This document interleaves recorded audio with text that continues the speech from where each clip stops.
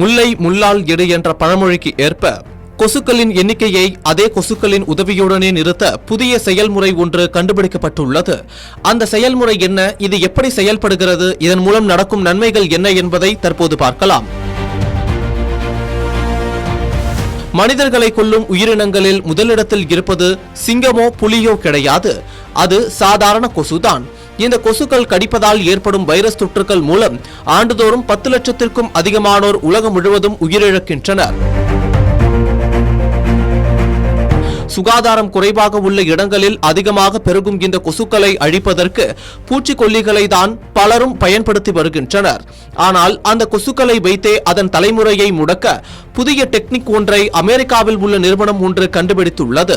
அதாவது அமெரிக்காவின் silver spring என்ற பகுதியில் பி சேஃப் மஸ்கிட்டோ கண்ட்ரோல் என்ற நிறுவனம் செயல்பட்டு வருகிறது.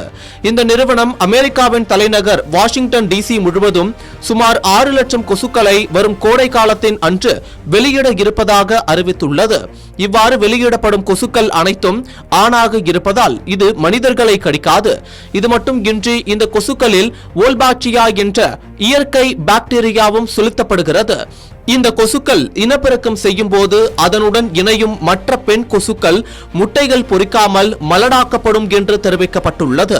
இவ்வாறு மற்ற பெண் கொசுக்கள் அனைத்தும் கொஞ்சம் கொஞ்சமாக மலடாக மாறுவதன் மூலம் கொசுக்களின் எண்ணிக்கை முடக்கப்படும் என்று கூறப்பட்டுள்ளது.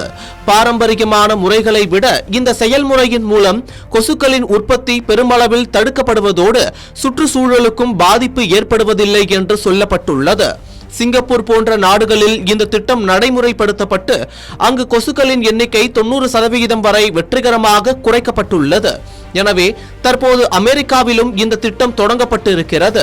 உற்பத்தி செலவு மற்றும் சட்ட சிக்கல்கள் காரணமாக அமெரிக்க அரசால் இந்த திட்டத்தை இன்னும் முழுமையாக செயல்படுத்த முடியவில்லை.